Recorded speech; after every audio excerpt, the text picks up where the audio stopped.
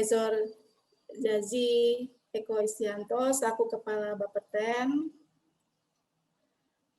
Yang terhormat pada pimpinan tinggi Madya dan pimpinan tinggi Pratama di lingkungan Bapeten. Tidak lupa juga yang kami hormati Ibu Ketua Dharma Wanita Persatuan Bapeten, Ibu Nur Ajijah, serta seluruh anggota Dharma Wanita Persatuan Bapeten. Yang kami banggakan narasumber kita hari ini Ibu Dr. Rahmidiana MA Psikolog, serta Bapak Ibu peserta webinar yang berbahagia. Alhamdulillah, puji dan syukur kita panjatkan karena berkat rahmatnya kita diberikan kesehatan serta bersama-sama dapat mengikuti webinar ini yang diprakarsai oleh Dharma Wanita Persatuan Bapeten pada hari ini, Sabtu tanggal 10 April 2021. Dengan mengusung tema mengenal dan mengelola potensi pasangan. Baik, hadirin sekalian, sebelum dimulai acara, saya ingatkan kepada seluruh peserta demi kelancaran acara webinar ini, dimohon untuk dapat mematikan mikrofonnya. Saya akan menyampaikan susunan acara kita hari ini, yaitu pembukaan, pembacaan doa yang akan dipimpin oleh Ibu Siti Atmi Julkarnain, sambutan dari Ketua Bidang Panitia, Ibu Ike Indra, lalu dilanjutkan oleh testimoni yang akan diberikan oleh Bapak Insinyur Jainal Arifin, beserta Ibu Iin Suprihatin. Pemaparan materi oleh narasumber sekaligus diskusi serta tanya jawab yang nantinya akan dipandu oleh moderator kita yaitu Ibu F. Nugroho. Lalu akan dilanjutkan dengan pengumuman door prize yang akan disampaikan nanti di akhir acara ini. Hadirin sekalian, selanjutnya adalah pembacaan doa yang akan dipandu oleh Ibu Siti Atmi Julkarnain. Oleh karena itu, dipersilakan kepada Ibu Siti Atmi Julkarnain untuk membacakan doa. Dipersilakan Ibu. Baik, terima kasih Bu Eni. Assalamualaikum warahmatullahi wabarakatuh. Bismillahirrahmanirrahim. Sebelum acara webinar ini dimulai, izinkan saya untuk memimpin doa secara agama Islam. Bagi yang beragama lain, dimohon untuk menyesuaikan. Alhamdulillahirabbil alamin wassalatu wassalamu ala israfil anbiya'i wa mursalin wa ala alihi wa sahbihi ajmain amma ba'du. Astagfirullahalazim, astagfirullahalazim, astagfirullahalazim. Allazi la ilaha illa huwal hayyul qayyum wa atubu ilaihi. Ibu-ibu dan bapak-bapak, mari kita bersama-sama membaca surat Al-Fatihah untuk keselamatan dan kesehatan kita semua. Dan juga untuk ibu narasumber yang akan membagikan ilmunya agar dapat kita amalkan dalam kehidupan kita sehari-hari. Ila hadratin Nabiyil Mustafa sallallahu alaihi wasallam wa alihi wa ajwajihi wa auladihi wa duriyatihi. Al-Fatihah. A'udzubillahi minasyaitonirrajim. Bismillahirrahmanirrahim. Alhamdulillahirabbil alamin. Ar-Rahmanirrahim. Malik yaumiddin. Iyyaka na'budu wa iyyaka nasta'in. Ihdinas siratal mustaqim. Siratal ladzina an'amta 'alaihim ghairil maghdubi 'alaihim waladdallin. Ada webinar DWP. Oh, benar itu. Mari kita mengangkat kedua tangan kita untuk memohon keberkahan dan kelancaran acara webinar hari ini. Allahumma sholli wa sallim ala sayyidina Muhammad. Salatan tunjina biha min jami'il ahwali wal afat wa taqdilana biha jami'al qawzat wa tutahhiruna biha min jami'is sayyi'at wa tarfa'una biha indaka ala darajat wa tuballighuna biha asqal ghayat min jami'il khairati fil hayati wa ba'dal mamat. Allahumma inna nas'aluka salamatan fid din wa fiyatan fil jasad wa ziyadatan fil ilmi wa barakatan fil rizqi wa taubatan qabla maut wa rahmatan indal maut wa maghfiratan ba'dal maut Allahumma hawwin alaina fi sakaratil maut wan najata minan nari wal afwal indal hisab. Rabbana la tujigh qulubana ba'da idh hadaitana wa hab lana min ladunka rahmatan innaka antal wahhab. Rabbana wa la tahmil alaina isran kama hamaltahu alal ladzina min qablina. Rabbana wa la tuhammilna ma la taqata lana bih. Wa'fu anna waghfir lana warhamna anta maulana fangsurna alal qaumil kafirin. Rabbana atina fid dunya hasanah wa fil akhirati hasanah wa qina adzabannar. Subhana rabbika rabbil izzati amma yasifun wa salamun alal mursalin walhamdulillahi rabbil alamin. Terima kasih. Mohon maaf apabila ada kesalahan. Wassalamualaikum warahmatullahi wabarakatuh. Waalaikumsalam. Terima kasih kepada Ibu Siti Atmi Zulkarnain. Selanjutnya adalah sambutan dari Ketua Panitia yang akan disampaikan oleh Ibu Ike Indra. Kepada Ibu Ike Indra, kami persilahkan. Terima kasih Ibu Weni Asep atas waktunya. Bismillahirrahmanirrahim. Assalamualaikum warahmatullahi wabarakatuh. Selamat pagi, salam sehat dan sejahtera buat kita semua. Sebelumnya mengucap puji syukur kehadirat Allah Subhanahu wa Ta'ala atas nikmat kesehatan dan kebahagiaan yang telah diberikan kepada kita semua, sehingga pada hari ini kita bisa berkumpul secara virtual di acara webinar yang diselenggarakan oleh DWP Bapeten hari ini.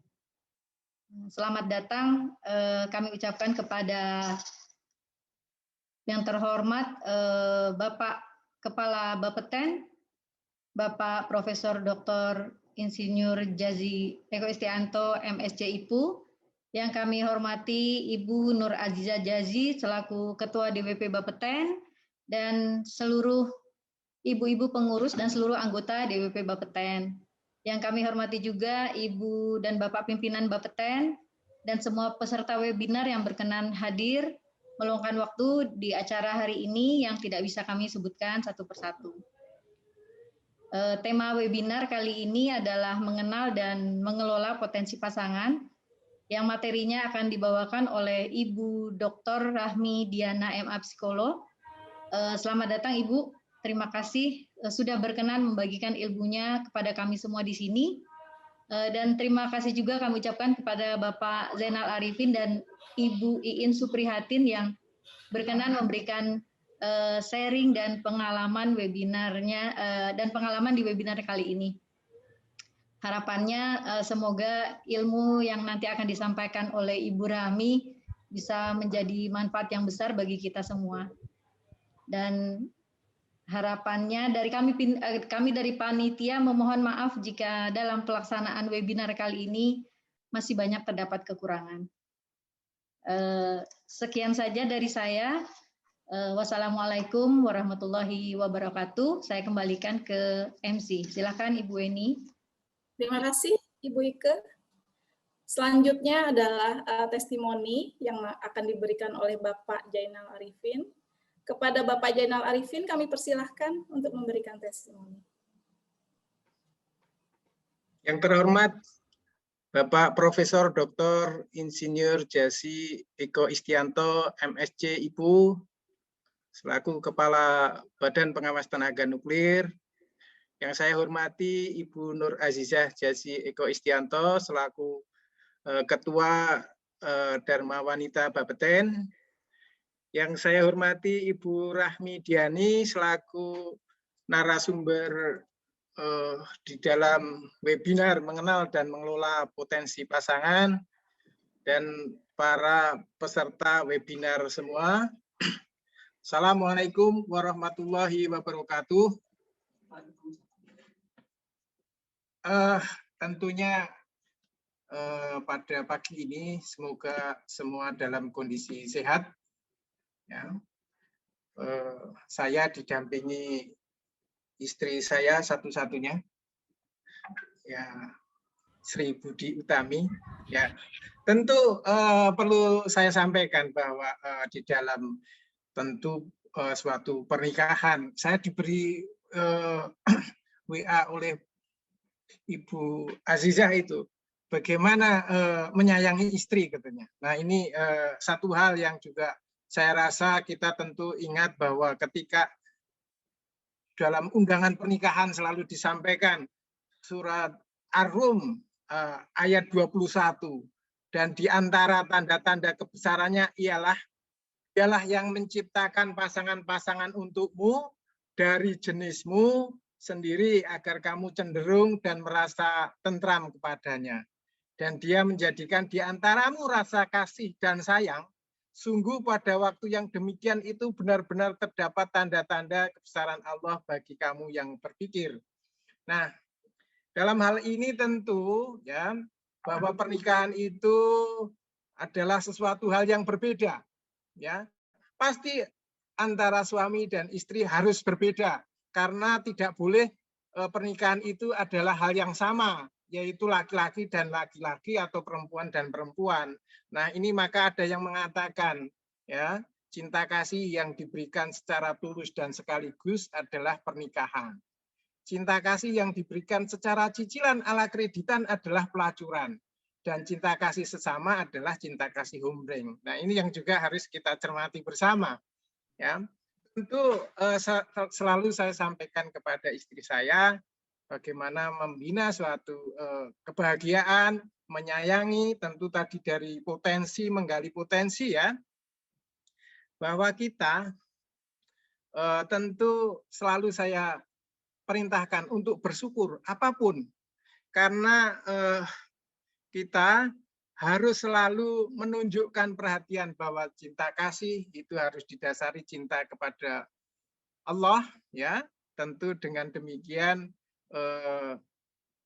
hal-hal yang terkait kebahagiaan, bersyukur itu adalah yang pertama. Karena kita ingat bahwa dalam surat Al-Luqman, bersyukurlah kepada Allah, dan barang siapa yang bersyukur kepada Allah, maka sesungguhnya ia bersyukur untuk dirinya sendiri, dan barang siapa yang tidak bersyukur, maka sesungguhnya Allah Maha Kaya lagi Maha Terpuji. Selalu saya sampaikan, semua baik itu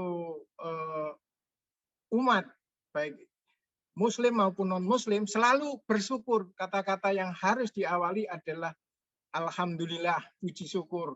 Bahkan selalu saya ingatkan, manusia itu kalau dalam Islam bahwa orang itu minimal bersyukur harus 17 kali. Ya, harus 17 kali karena di dalam rumah tangga juga harus selalu bersyukur. Kalau Anda sholat tidak pakai alhamdulillah, ya batal sholatnya. Ya kan, bacaan yang pertama di dalam Al-Quran alhamdulillah. Ketika Anda sholat juga baca alhamdulillah. Itulah yang selalu saya sampaikan kepada keluarga saya. Kita harus selalu bersyukur ya, bahwa kita adalah dalam kondisi selalu dalam kondisi salah. Kita selalu dalam kondisi salah. Contohnya apa? Ihdinas siratal mustaqim, tunjukkanlah kami jalan yang lurus. Nah, tentu kalau Anda tidak merasa salah, maka Anda dalam sholat nggak usah pakai ihdinas siratal mustaqim karena selalu benar, tetapi tentu akan batal sholatnya. Nah, tentunya di dalam menjalani kehidupan, kita menggali potensi masing-masing istri, pasangan kita, baik istri maupun suami, tentu punya minat, punya hobi sendiri-sendiri. Nah, istri saya karena suka membuat baju, menjahit karena kesukaannya untuk itu, dia juga saya persilahkan saja, bahkan bagaimana membuat pakaian ketika anaknya masih kecil dibuatkan terus olehnya, tidak pernah menjahitkan dan selalu dibuatkan sendiri. Tentunya demikian juga bagaimana kita mensyukuri, menyayangi, ya. Saya rasa baik saya selaku pimpinan Kedeputian PI selalu saya ingatkan kepada karyawan Bapeten bahwa kita harus selalu bersyukur kepada Tuhan. Ya, bagi yang Muslim wajib bersyukur minimal 17 kali. Nah, tentu itu yang perlu saya sampaikan, bagaimana kita membangun rumah tangga. Nah, ini karena di rumah ini pada Zoom semua, kebetulan anak saya juga lagi pulang, jadi di ini Zoom semua, dan mungkin jaringannya juga kurang jelas, mungkin diterima di Bapak Ibu suaranya, dan juga satu hal yang sangat ini adalah bagaimana kita mengetahui potensi istri, potensi pasangan kita. Dan ketika kita di dalam pekerjaan juga selalu saya sampaikan bahwa ketika kita disumpah berdasarkan kitab suci, maka janji kita bukan kepada janji istri, kepada janji pimpinan, tetapi janji kepada Tuhan yang suatu saat nanti akan ditagih janji-janji kita. Ketika kalian berjanji kepada Allah, maka Allah lah yang akan menagih janji-janjinya. Untuk itu, Bapak Ibu, baik ibu-ibu Dharma Wanita, mungkin ada di antara suami atau itu sebagai karyawan Kedeputian PI, selalu saya ingatkan, bersyukurlah. Rasa syukur itu yang sangat utama. Dan tentunya juga janjimu adalah janji ketika diucapkan, ketika dilantik oleh Bapak Profesor Jasi, janjinya kepada Allah, bukan kepada siapapun. Janjinya adalah kepada Allah yang nanti akan ditagih oleh Allah Subhanahu wa Ta'ala. Demikian juga pengalaman saya pada suatu saat saya menyerahkan pengantin. Bagaimana harus saya pada waktu itu juga tidak pernah menyerahkan pengantin. Gimana caranya menyerahkan pengantin pada pakai bahasa Sunda, saya nggak bisa pakai bahasa Sunda. Tetapi karena harus diminta pada waktu itu, pada saat ini, ya bagaimana kita menjembatani ketika ada suatu masalah. Dan tentunya ya selalu saya sampaikan kepada pasangan saya bahwa ketika kita menjadi pegawai Bapeten, ini tentu saya selaku pejabat publik yang selalu berhubungan dengan perizinan dan inspeksi. Bahkan ketika orang mem-WA, menelpon, ada kepala dinas, ada direktur rumah sakit, menelpon jam 10 malam, dan sebagainya, karena ada kasus-kasus yang perlu dicermati. Bahkan pada malam hari polisi telepon, ada hal-hal yang harus diselesaikan, tentunya untuk dimaklumi oleh pasangan ini. Tentu saya pengalaman ketika menjadi mengikuti ceramah-ceramah agama pada waktu awal di Batan, saya ikut Pak Ustadz Haji Hudanul Sidik, Haji Mariono itu kemana-mana.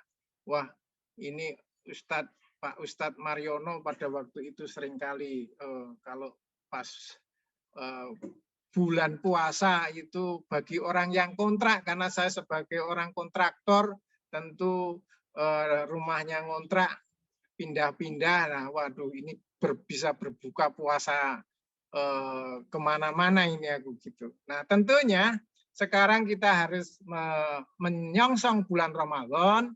Saya apabila ada kesalahan saya juga mohon maaf sebesar-besarnya kepada Bapak Ibu, dan mari songsonglah bulan Ramadan. Tentu pengalaman saya pertama kali menjadi imam sholat id ya karena adanya COVID.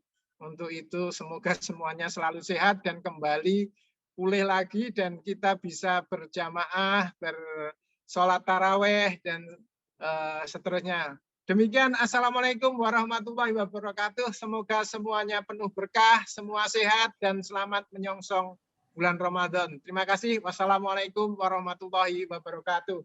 Waalaikumsalam warahmatullahi wabarakatuh. Terima kasih pada Pak Jainal. Selanjutnya ada testimoni juga dari Ibu Iin Suprihatin, Kepada Ibu Iin kami persilahkan waktu 5 menit saja, Ibu. Silakan Ibu Iin.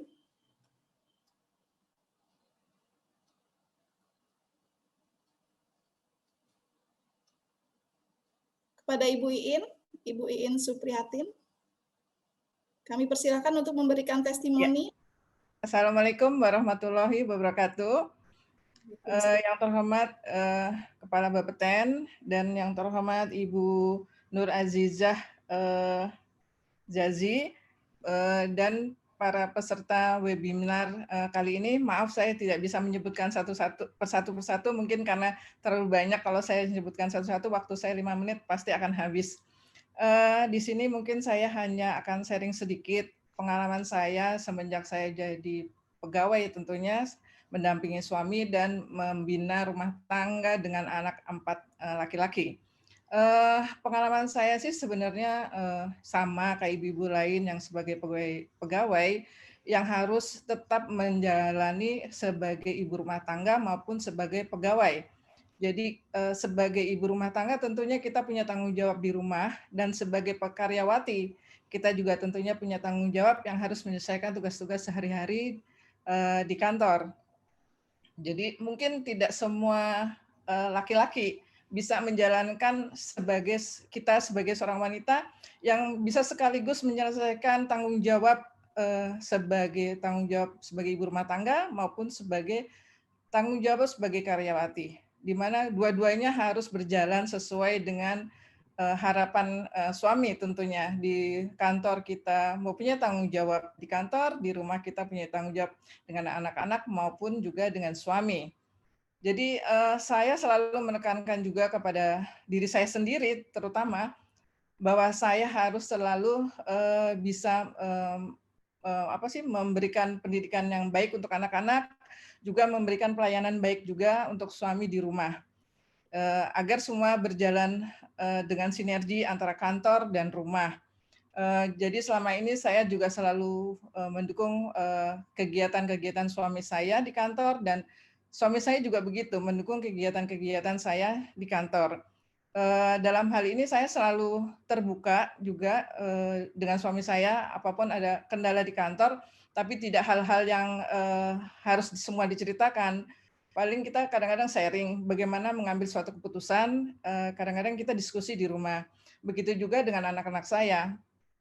Apabila saya ada permasalahan dengan suami saya juga sharing ke anak-anak. Jadi sebaiknya gimana sih nih kita memutuskan suatu keputusan agar anak-anak itu juga ke depannya terbuka kepada kita kalau dia punya masalah gitu. Jadi saya cuman segala sesuatu saya terbuka baik ke suami saya maupun ke anak-anak. Kadang-kadang kalau saya mungkin nih hal yang tidak perlu dicontoh, tapi saya punya pengalaman sedih kalau saya sekarang jengkel sama suami gitu, saya cerita ke anak saya, ini ayah tuh kayak gini, gimana sih mama tuh harusnya gitu. Nah anak saya tuh kadang-kadang kasih solusi, mama harusnya gini-gini aja supaya ayah juga nyaman gitu. Nah kadang hal-hal seperti itu yang sampai sekarang pun saya masih terapkan, dan alhamdulillah anak saya 4 laki semua tuh kalau ada apa-apa baik sama teman-temannya atau apa, dia suka sharing juga. Mah, aku punya teman kayak gini, enaknya gimana ya, Mah? Nah, jadi diskusi-diskusi yang kita meskipun hanya punya waktu sore hari sampai pagi hari, itu diskusi pada makan malam atau diskusi pagi-pagi mau berangkat itu jadinya lebih lebih merasa suatu keluarga yang utuh. Meskipun kadang-kadang ada perbedaan-perbedaan, tapi saya berusaha selalu menjembatani antar perbedaan-perbedaan itu menjadi sesuatu hal yang bisa diselesaikan dengan baik. Itu sih, jadi saya berusaha terbuka ke anak-anak, juga terbuka ke suami. Jadi hal-hal apapun kita selalu diskusi dan cerita. Meskipun kadang-kadang anak-anak jauh atau gimana ya, kadang-kadang kita selalu ngobrol meskipun hanya lewat telepon gitu. Jadi lebih banyak ngobrol. Jadi saya berusaha untuk menjadi seorang ibu dan menjadi seorang teman untuk anak-anak, menjadi sahabat. Juga kadang-kadang saya ngikutin gaya mereka supaya saya tahu kehidupan remaja saat ini itu seperti apa. Jadi supaya juga nggak ketinggalan. Jadi tahulah dunia anak remaja laki-laki saat ini lebih milenial. Jadi saya juga ikut-ikutan sok milenial. Karena kalau enggak saya dibilang gatek. Jadi banyak hal-hal yang harus lebih banyak mendalami kejiwaan anak-anak zaman sekarang. Apalagi kan sekarang banyak narkoba, banyak apa. Nah, alhamdulillah sih sampai saat ini kita selalu kalau ada apa-apa selalu diskusi terus. Itu sih yang saya punya pengalaman selama sebagai karyawati dan sebagai ibu rumah tangga. Dan alhamdulillah sampai hari ini saya sudah menjalankan purna bakti. Alhamdulillah anak-anak sampai saat ini juga ya kita nyaman semua, nggak ada hal-hal yang tidak diinginkan ya. Tapi namanya kehidupan manusia kan pasti ada aja. Tapi alhamdulillah kita berusaha untuk menyelesaikan sebaik-baiknya. Itu aja mungkin yang dapat saya sampaikan. Wassalamualaikum warahmatullahi wabarakatuh. Waalaikumsalam. Terima kasih kepada. warahmatullahi wabarakatuh. Sebelum masuk ke acara inti, kami informasikan kembali kepada Bapak Ibu untuk dapat mengisi link daftar hadir yang telah disampaikan di ruang chat. Kami ingatkan kembali untuk tetap menonaktifkan mikrofon demi kelancaran acara webinar ini. Selanjutnya memasuki acara inti, yaitu pemaparan materi oleh narasumber kita, Ibu Rahmi Diana, yang nantinya akan disambung dengan diskusi serta tanya jawab. Nantinya acara ini akan dipandu oleh Ibu Rita F. Nugroho sebagai moderator. Kepada Ibu Rita F. Nugroho, kami persilahkan. Terima kasih Bu Weni. Assalamualaikum warahmatullahi wabarakatuh.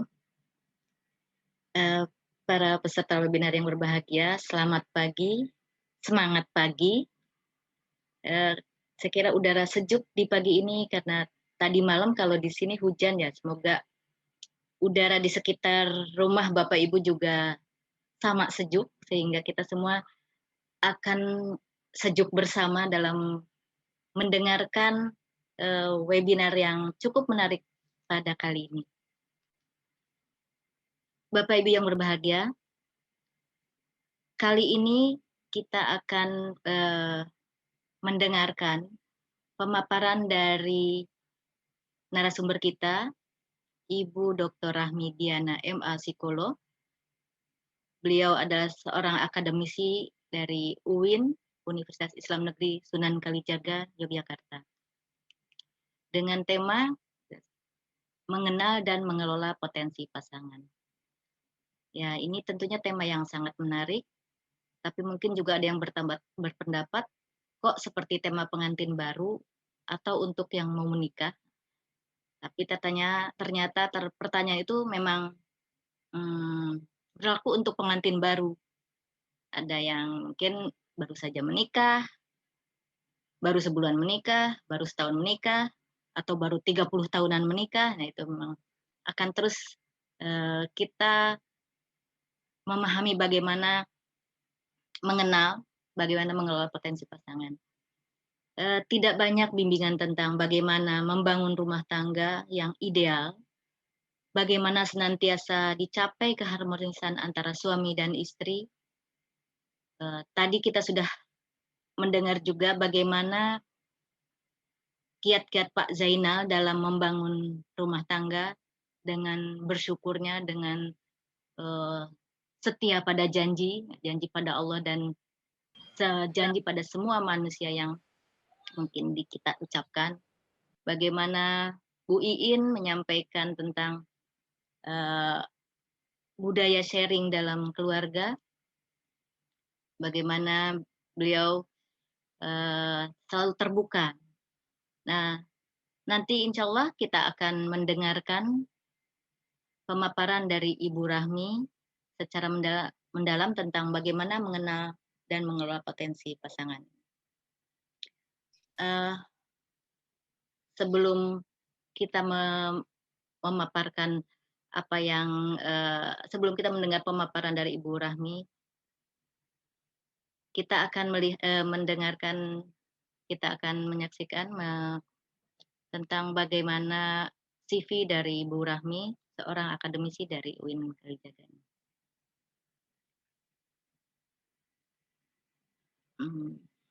Mohon maaf.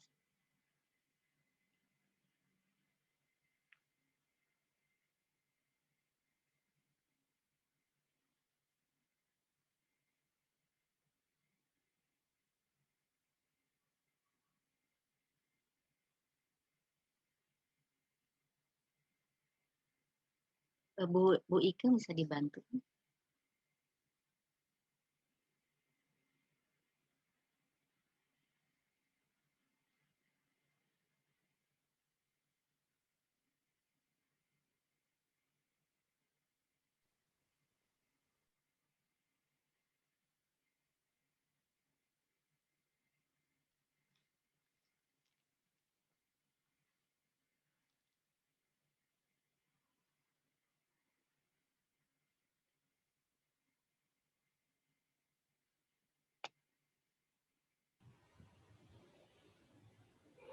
Speakernya Ibu Rahmi belum on gitu, itu di on kan oleh host ya.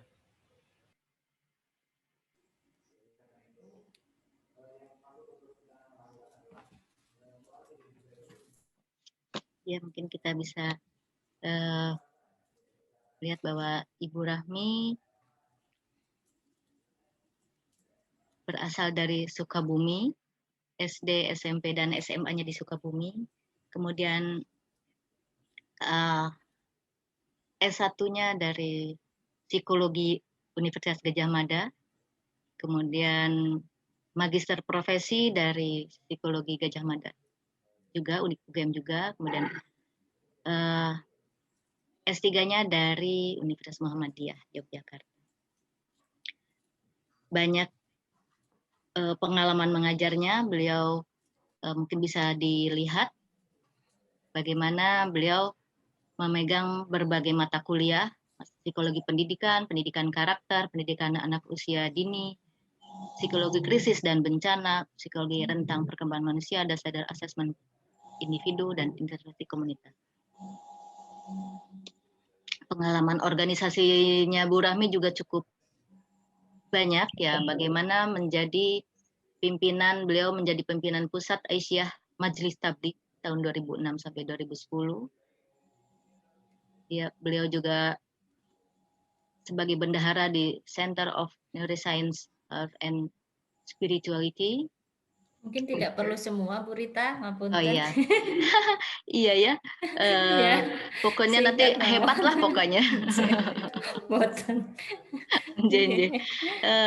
Saya kira banyak sekali ya. Memang kalau dibaca nanti akan menghabiskan. Jadi kita kekurangan waktu untuk mendengarkan pemaparan. Idenya banyak deh gitu ya. Iya, iya mungkin untuk selanjutnya dipersilakan Ibu Rahmi untuk menyampaikan materinya. Terima kasih. Ya baik, terima kasih Ibu Rita. Mohon izin Bapak Ibu, saya buka terlebih. Assalamualaikum warahmatullahi wabarakatuh. Waalaikumsalam warahmatullahi wabarakatuh. Yang saya hormati Bapak Kepala ya Bapeten, Bapak Prof. Jazi Eko Istianto, ya. Ibu Nur Azizah sebagai Ketua Dharma Wanita Pusat dari Bapeten, kemudian Bapak Ibu pimpinan ya, jajaran pimpinan di Bapeten juga, dan semua yang hadir dalam kesempatan pagi hari ini. Dan juga barusan saya ikut menyimak luar biasa dari Pak Zainal dan Ibu Iin ya, alhamdulillah menginspirasi kita semua gitu ya. Jadi sebenarnya Bapak Ibu di sini semua sudah sangat berpengalaman ya, sudah senior ya, baik makan asam garam terkait dengan bagaimana menjalin gitu ya kebersamaan bersama pasangan, mengembangkan potensi yang dimiliki oleh pasangan gitu. Maka mudah-mudahan sedikit nanti yang bisa saya tambahkan itu juga setidaknya menjadi penguat apa yang sudah dilakukan oleh Bapak Ibu selama ini. Mungkin tidak bermaksud menggurui gitu ya. Kalau dari profil saya itu sebenarnya saya kan masih junior juga ya dibandingkan dengan para senior saya di sini gitu ya. Apalagi secara kepangkatan PNS-nya saya masih golongan 3. Mohon izin untuk menyampaikan beberapa hal di sini. Saya diberikan amanah oleh Ibu Ketua Dharma Wanita Bu Nur Azizah terkait dengan tema ini. Mudah-mudahan saya bisa memberikan manfaat ya untuk berbagi. Baik Bapak Ibu, alhamdulillahirabbil alamin. Wassalatu wassalamu ala asyrofil anbiya'i wal mursalin wa ala alihi washabbihi ajmain. Saya akan mulai presentasi dengan menayangkan PPT yang sudah saya siapkan ya. Mudah-mudahan nanti Bapak Ibu monggo saya sudah kirimkan ya. Jadi mungkin untuk tambahan begitu ya. Ini adalah tema kita begitu ya. Seberapa penting kita membicarakan tentang ini begitu ya. Sekedap saya share dapat dibesarkan supaya lebih jelas ya. Baik. Ya, pertama salam silaturahim dulu. Saya tinggal di Jogja. Ini Bapak Ibu mungkin apakah di Jogja semua, ada yang di luar Jogja ya? Ya, saya ibu rumah tangga juga. Sebenarnya itu yang itu ya. Putra-putri saya 5, alhamdulillah. Ini foto sekian tahun yang lalu ya. Ini sebelum pandemi. Yang besar sudah mahasiswa ya 2 orang, kemudian yang ketiga SMA, keempat SMP, dan yang terakhir kelas 6 SD gitu ya. Ya memang ini fase-fase perjuangan gitu ya untuk membesarkan 5 orang masih sekolah gitu ya. Alhamdulillah semoga silaturahim kita pada kesempatan pagi hari ini membawa keberkahan dan kemanfaatan ya Bapak Ibu sekalian. Baik, pertanyaannya adalah tentang seberapa penting gitu ya. Tentu saja ini yang jawabannya semua sepakat gitu ya, bahwa hal yang pertama gitu ya, hal yang pertama harus kita sadari dengan sebaik-baiknya begitu ya, adalah bagaimana kita memastikan bahwa kita sudah memahami ya, mengenali pasangan itu dengan baik. Kenapa? Pepatah mengatakan maka tak sayang gitu ya, tak sayang maka tak cinta gitu ya. Sehingga memang tadi sudah disampaikan ya bagaimana merawat kebersamaan kasih sayang ya oleh Pak Zainal, bahwa itu menjadi sebuah modal penting ya, sebuah modal penting yang akan rumah tangga itu terus berjalan gitu ya. Ya beberapa kasus yang ya karena saya juga mendampingi beberapa mungkin apa ya pasutri begitu ya yang uji begitu ya dengan problem-problem rumah tangga, itu kadang-kadang merasa melihat apa ya, rumah tangga yang sudah dibina sekian tahun, baru kemarin gitu ya, ini hari Sabtu, berarti hari Jumat gitu ya, baru hari Jumat gitu ya, ada seorang ibu yang menceritakan permasalahannya gitu ya, di usia pernikahan yang sudah 30 tahun gitu ya, kemudian Allah menguji gitu ya, dengan ujian rumah tangga, dan posisinya ibu itu ingin pesan gitu ya, lanjut atau terus begitulah, kira-kira seperti itu. Dan luar biasa ya, memang ujian rumah tangga itu seperti itu. Nah tetapi yang ingin kita petik adalah disinilah pentingnya untuk mengenali pasangan, karena tidak ada yang tiba-tiba ya Bapak Ibu ya. Jadi jangan sampai ada yang merasa tiba-tiba gitu, dulu kok begini, sekarang kok begitu gitu ya. Nah proses itu tentu bukan sesuatu yang tiba-tiba gitu, tetapi berawal dari, boleh jadi salah satunya adalah pengenalan yang tidak terus-menerus ya, tidak berlangsung terus gitu. Nah, artinya mengenali potensi ya pasangan itu sebenarnya secara alami akan didapatkan ya oleh pasangan gitu ya, oleh satu keluarga rumah tangga, manakala kita juga mengetahui gitu ya, atau memiliki pengenalan secara lengkap terhadap gitu ya. Jadi itulah kemudian apa ya, hikmah dari begitu ya, dua insan ini. Jadi tujuannya bagaimana satu sama lain itu saling melengkapi gitu ya, saling mendukung agar apa yang dimilikinya itu berkembang, karena hakikatnya ini adalah pertemuan dua potensi gitu ya, bahkan lebih begitu ya, bahkan lebih. Jadi masing-masing orang membawa potensi yang besar, dan ketika itu bisa ditemukan, disinergikan, dikembangkan, maka itu akan menjadi kesempatan. Baik. Nah, kalau kita lihat ya Bapak Ibu ini sudah berpengalaman semua gitu ya. Kalau usia pernikahan saya 24 tahun setelah usia pernikahan kami. Disitulah proses mengenal benar-benar long life ya, sepanjang hidup gitu. Kenapa? Karena perubahan itu terjadi juga sepanjang hidup. Gitu ya. Jadi inti dari kenapa proses itu harus berjalan terus walaupun usia pernikahan sudah semakin bertambah, karena memang di situ terjadi perubahan.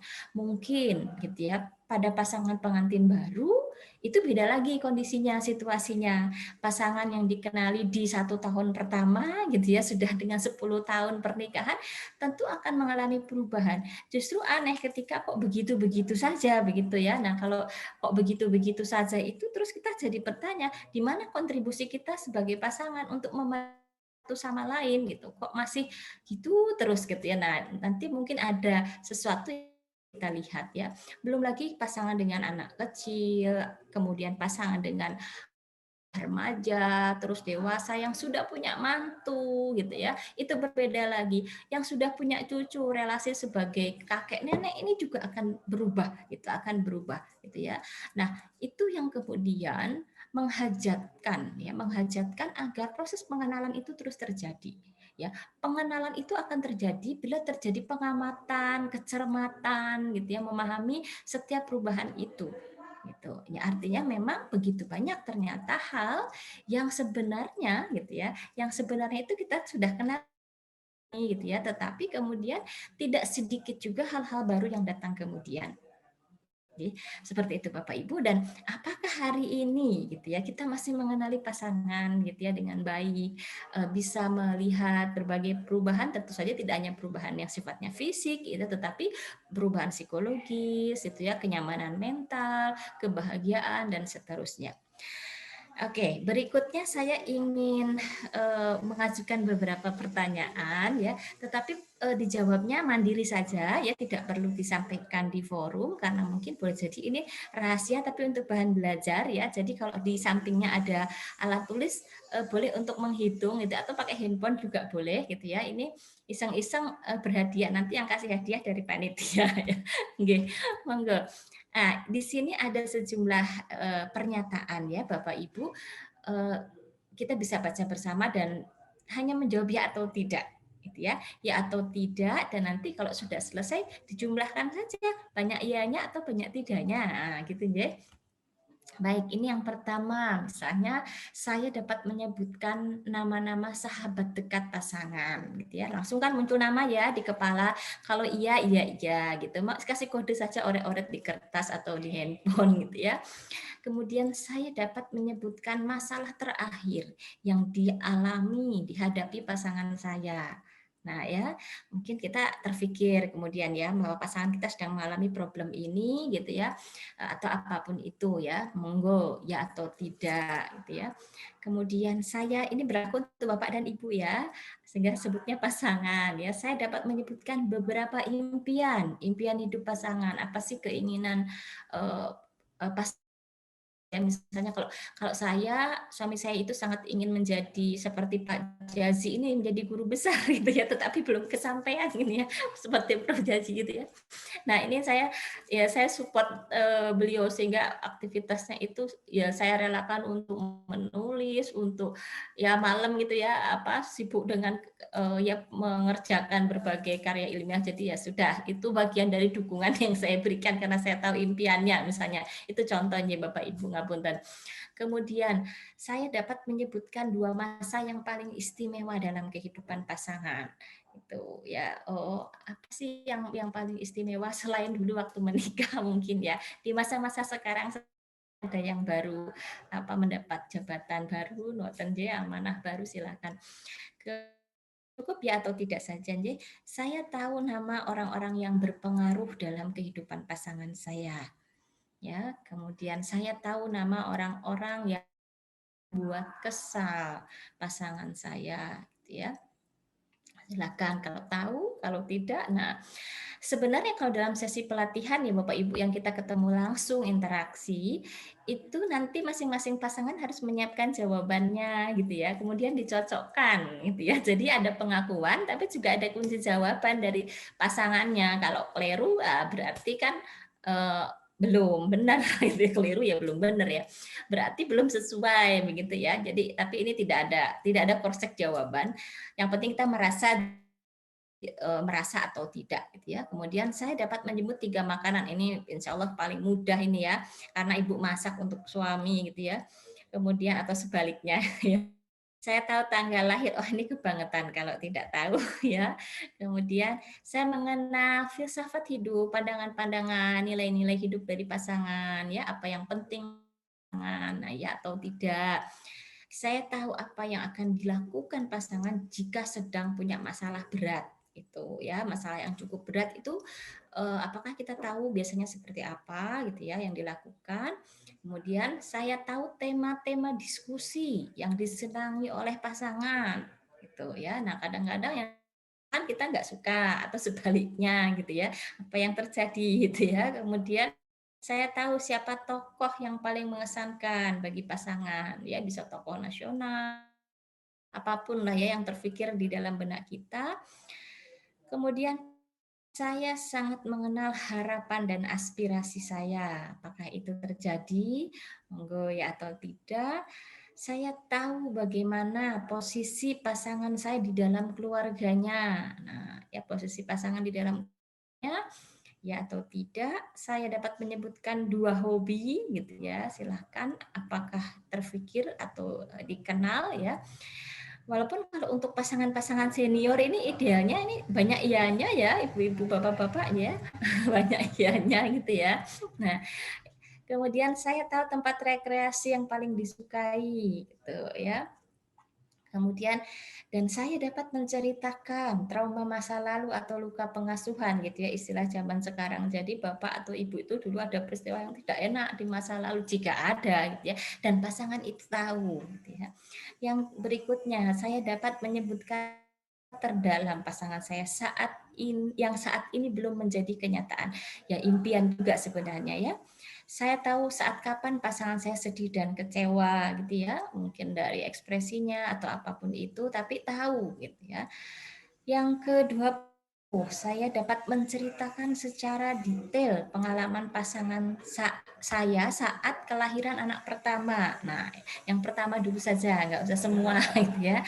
Secara detail gitu ya, karena rata-rata menyambut anak pertama itu kan perhatiannya sangat besar gitu ya. Nah, silahkan bisa nggak gitu ya, masih ingat nggak gitu ya wajah ibu gimana, wajah bapak gimana, yang dilakukan apa gitu ya. Kemudian saya tahu bagaimana pasangan saya mengekspresikan kegembiraannya. Saya tahu sifat-sifat saya yang kurang disenangi. Nah, ini juga penting ya. Saya tahu kalau gitu ya, misalnya bapak atau ibu ya pasangan itu tidak suka kalau saya begini dan begitu misalnya. Kemudian saya tahu bagaimana menenangkan pasangan saya jika ia sedang marah atau kesal. Gitu ya. Saya tahu kapan hari lahir anak-anak gitu ya, kalau lebih dari 1 hafal gitu ya. Nah, ini terkait anak-anak tetapi juga nanti sangat berhubungan dengan pasangan gitu ya, karena ini kepentingan bersama. Saya tahu siapa yang dianggap sebagai pahlawan ya dalam kehidupan pasangan saya. Gitu. Ya, 25 saja gitu ya, nanti kepanjangan Bapak Ibu. Tetapi sebenarnya intinya adalah bukan poinnya ya, bukan dari pertanyaannya, tetapi begitu penting bagi kita untuk memastikan seberapa kita sudah mengetahui secara utuh atau banyak hal. Ya, ini hanyalah sebuah ilustrasi atau contoh saja ya. Mungkin di luar ini banyak sebenarnya yang perlu kita ketahui gitu ya dari pasangan kita gitu ya. Dan itu menjadi modal ya, modal untuk kemudian semakin kuatnya ikatan di antara suami istri ini. Baik, Bapak Ibu saya cek dulu ya. Tapi saya optimis sepertinya kalau dari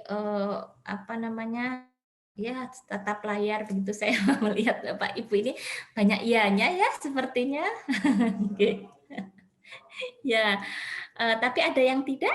Apakah ada yang wah tapi nanti nggak enak juga ya kalau ada testimoni tidak gitu ya. Tapi mungkin kadang-kadang luput ya. Tapi semoga saja saya berpositif thinking bahwa ya-nya itu lebih banyak gitu ya. Jadi ya harus lebih dari separuh gitu ya. Ya kalau bisa 90% atau bahkan bisa 100% ya gitu ya. Ya artinya itu pertanda baik ya bahwa ternyata begitu banyak ya setelah masa berlalu gitu ya sampai belasan puluhan tahun usia pernikahan ini hal yang kita ketahui dan itu menjadi penting. Baik, Bapak Ibu yang saya hormati, kalau kita tadi di awal saya sampaikan ya bahwa pengenalan itu sebuah keharusan. Kenapa? Karena memang ada perubahan, gitu ya, ada perubahan yang terjadi. Pasangannya masih sama, gitu ya, tetapi kondisinya yang berubah, gitu. Dan perubahan ini juga di kedua pihak, gitu ya. Tidak hanya misalnya seorang istri yang melihat ada perubahan pada suaminya, tapi sesungguhnya kenyataan itu juga terjadi sebaliknya. Gitu. Jadi kalau seumpama organisme hidup itu ya ya, ada pertumbuhan, perkembangan, ada perubahan. Jadi tidak ada lagi kemudian istilah menjadi terkejut dengan kata tiba-tiba, karena nggak ada yang tiba-tiba gitu ya, nggak ada tiba-tiba. Jadi ilustrasi secangkir kopi saja ada di depan meja gitu ya, pasti ada prosesnya gitu ya, bahkan dari gitu ya, itu panjang sekali untuk bisa menghadirkan secangkir kopi gitu ya. Nah, apalagi gitu ya, apalagi pasangan gitu ya, untuk menjadi seperti yang saat ini dihadapi ya, dengan segala lebih dan kurangnya ya menurut saya, maka disitulah kemudian kita sadari yaitu sebagai sebuah hal yang sangat wajar. Kalau pasangan itu berubah wajar, yang penting kita selalu mengenali perubahan itu dan perubahannya ke arah yang lebih baik. Baik Bapak Ibu yang saya hormati, inilah kemudian pentingnya membangun visi. Jadi sebelum kita berpikir untuk mengembangkan potensi, ya, kemudian tadi pengenalan memadai, maka visi bersama itu harus kemudian dirumuskan, diwujudkan, gitu ya. Di sini juga ada beberapa ilustrasi yang mungkin cukup ekstrim ya Bapak. Tetapi ternyata ada loh kenyataan seperti ini begitu ya. Jadi bagaimana sebuah rumah sebagai sebuah bangunan tidak saja hanya house gitu, tapi home gitu ya.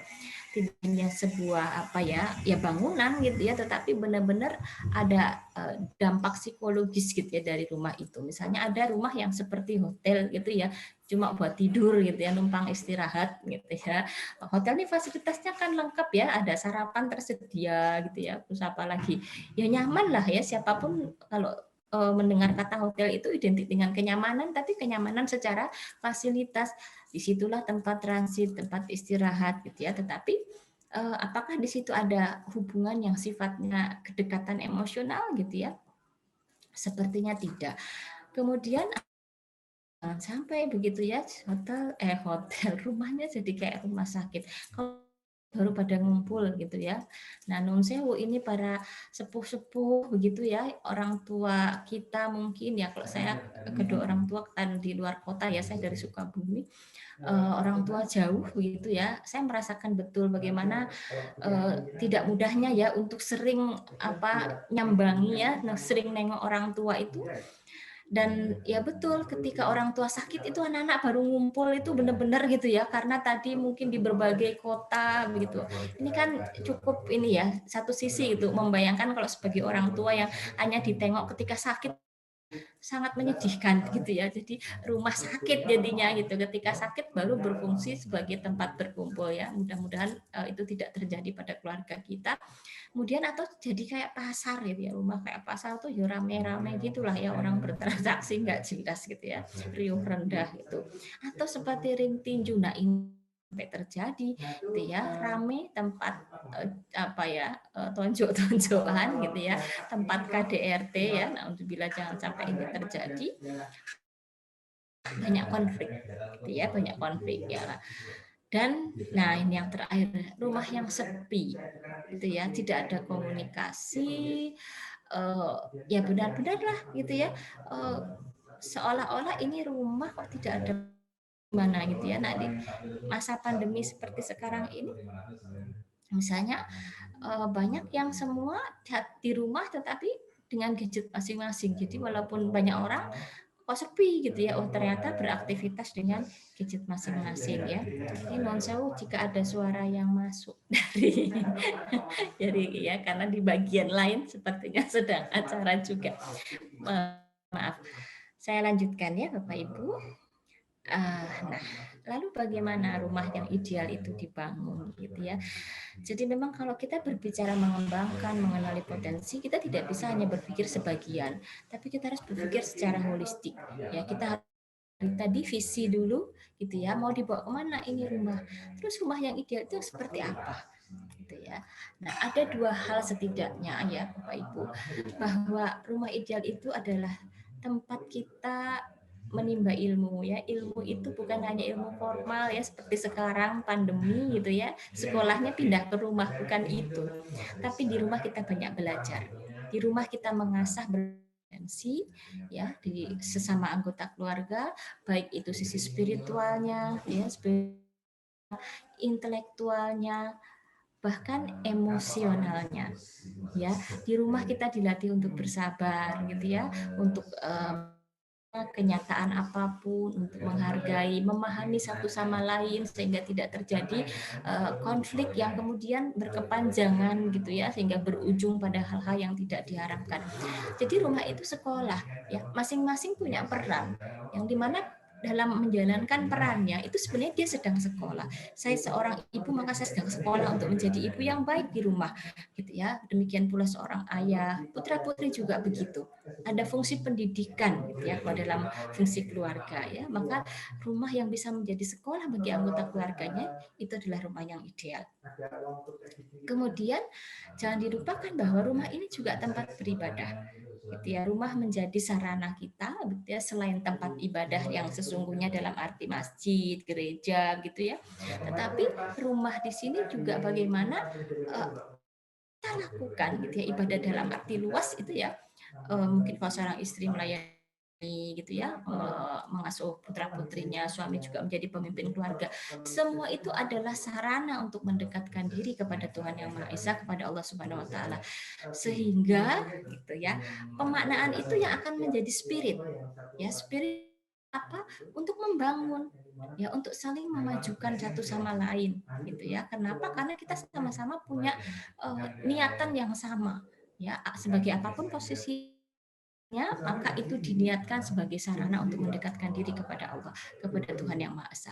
Nah, inilah kemudian yang harus disadari oleh setiap keluarga, kemudian berpikir bahwa pasangan saya harus dikembangkan gitu ya potensinya, kita harus bersinergi untuk kemajuan bersama dan seterusnya. Baik Bapak Ibu yang saya hormati, nah sekarang ini bagaimana mengenali. Ini ada beberapa poin yang sebenarnya tadi kalau saya sampaikan sepenuhnya ya, ini sudah dilakukan gitu ya oleh Bapak Ibu. Ini sebagai penguatan untuk melanjutkan gitu ya kebiasaan-kebiasaan baik ini, karena dengan relasi yang demikian itu maka kita menjadi lengkap pemahamannya. Katakanlah misalnya ketika kita selalu menyediakan waktu untuk berdua ini nggak kenal nikahan ya. Kalau manten baru itu selalu berdua itu mungkin wajar gitu ya. Tetapi kalau untuk usia pernikahan yang sudah lama, kadang-kadang waktu berdua itu menjadi mahal. Nah, ini yang harus disadari. Kenapa? Karena kedekatan fisik itu tetap penting selain kedekatan emosional. Gitu ya, waktu di mana bisa bermain-main, bersenang-senang, bercengkrama dengan pasangan gitu ya. Nanti berbeda dengan family time, itu keluarga, semua anggota terlibat. Kalau yang berdua ini agenda yang harus ya memang disengaja di antara kesibukan gitu ya, itu selalu diluangkan gitu ya. Nah, nanti bentuknya macam. Tujuannya tadi dari kedekatan fisik, kemudian ada emosi. Ketika ada kedekatan emosi, maka kita lebih peka, lebih cermat ya terhadap kebutuhan pasangan, dan itu sangat penting. Ya, bagaimana bantu pasangan mengembangkan potensinya kalau kita tidak paham apa kebutuhannya, apa impian-impiannya, ya apa potensi yang dimilikinya. Gitu. Jadi proses ini berawal dari hal-hal yang mungkin tampak sederhana itu, atau mungkin tampak mewah bagi yang kesulitan gitu ya mencari saat berdua ini ya. Atau mungkin yang LDR jadi tampak mewah gitu ya. Nah, tetapi ini sangat penting ya. Jadi memahami, peka terhadap kebutuhan.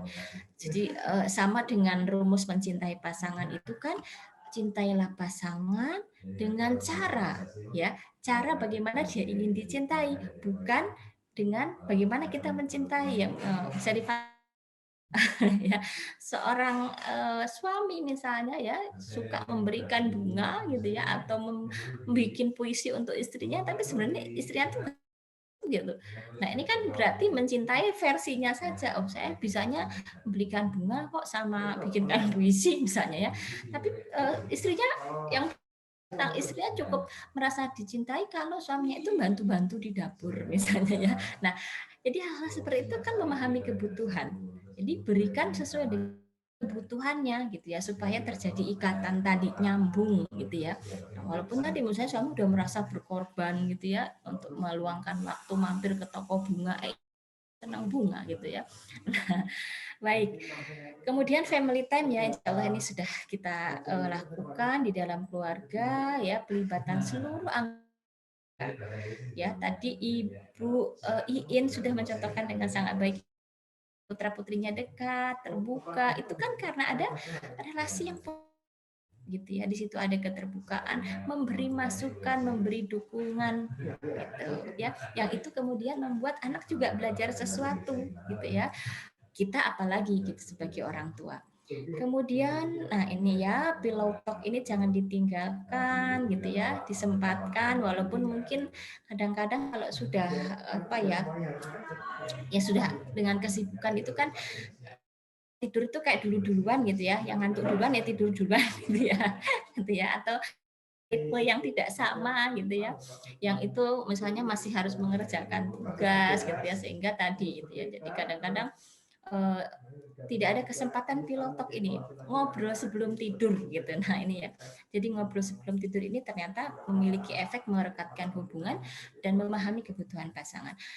Kemudian membantu kegiatan pasangan ya, baik terkait rumah maupun terkait dengan pekerjaan, mensupport gitu ya, karena bagian dari pilihan ya, pilihan misalnya kalau keduanya bekerja, pilihan gitu ya, atau salah satu gitu ya berbagi tugas, itu juga pilihan. Nah, maka saling membantu ini menjadi penting gitu ya, agar terjadi tadi ya kebersamaan dan tentu saja kekuatan satu sama lain. Kemudian memuliakan pasangan ini juga saling gitu ya. Jadi yang namanya saling melayani itu ya, kalau kita bicara pelayanan dalam konteks suami istri itu kan keduanya gitu ya. Jadi kedua pihak itu harus bisa melayani pasangan dengan cara, orang istri lebih senang jika tadi ya suami mau membantu pekerjaan rumah gitu, itu kan pasangan istri juga demikian dengan menyiapkan apa hal-hal suami ketika akan berangkat kerja dan seterusnya. Jadi bagaimana saling melayani atau dibudayakan gitu ya, sehingga kemudian itu jadi sarana bahwa kita sudah cukup memahami apa yang kita butuhkan. Baik. Bu Rahmi, maaf. Iya. Apakah di laptopnya Bu Rahmi sedang ada yang di play gitu ada, mungkin? ada suara ya. Ya, sebentar ya, saya ini dulu.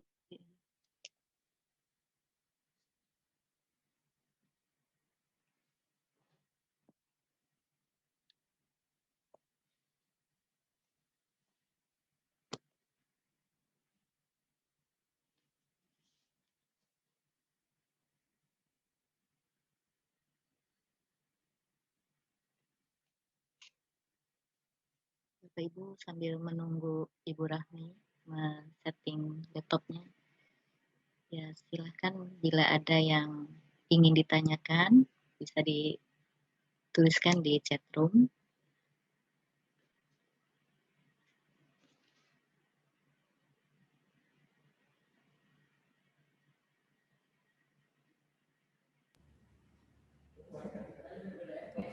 Mohon izin sebentar Bu Rita ya. Ya, mangga-mangga. Ya.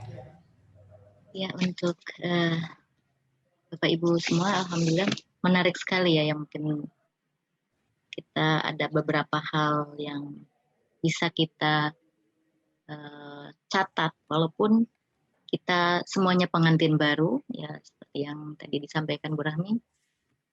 Apakah di sini ada yang baru menikah? Ya baru ya, semuanya baru. Yaitu baru sehari, baru sebulan, 10 tahun, 20 tahun, 30 tahun.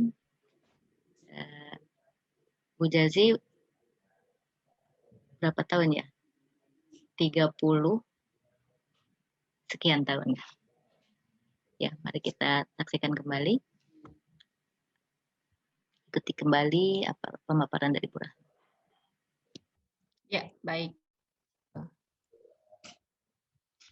Ya, mohon maaf Bapak Ibu, suaranya sudah ini ya berkurang ya. Okay. Ya. Sudah clear Bu. Ya, baik ya.